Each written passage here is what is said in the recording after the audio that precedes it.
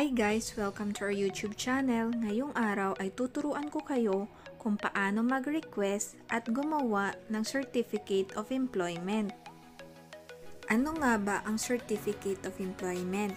Ito ay isang document na ini-issue ng isang employer to confirm an individual's employment status.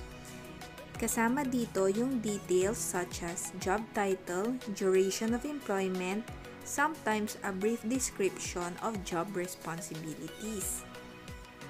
Sino-sino nga ba ang pwedeng mag-request ng Certificate of Employment?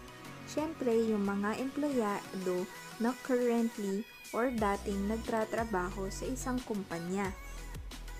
Bakit naman kumukuha ng Certificate of Employment? Pwedeng yung dating empleyado ng kumpanya ay nag-a-apply sa bagong kumpanya and yung pinag-a-applyan niya kailangan nila ng COE. Pwede din itong gamitin para sa pag-a-apply ng visa. Pwede din ito yung pag nag-a-apply sila ng loan sa bangko, minsan kinukuha din yung COE ng mga borrowers. And lastly, pag nagre-rent ng properties. So, here is an example of the request for Certificate of Employment.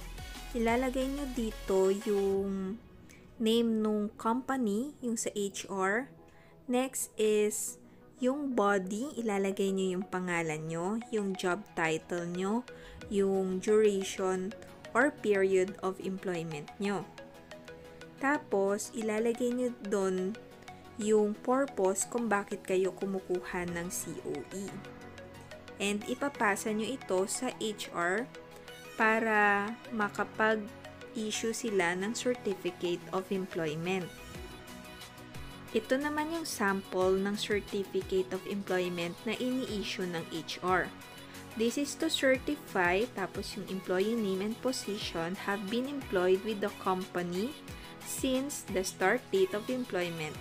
Tapos, during their employment, the employee's full name has constantly demonstrated professionalism, dedication, and a high level of competence in their role, their responsibility, and the brief description of duties.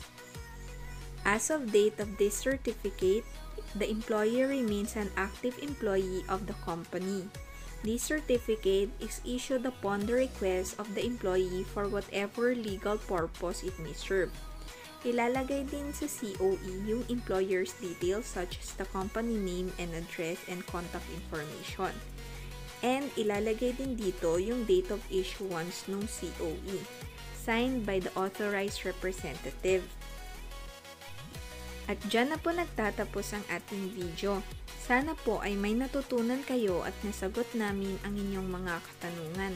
Please like and subscribe to our channel. Maraming salamat po!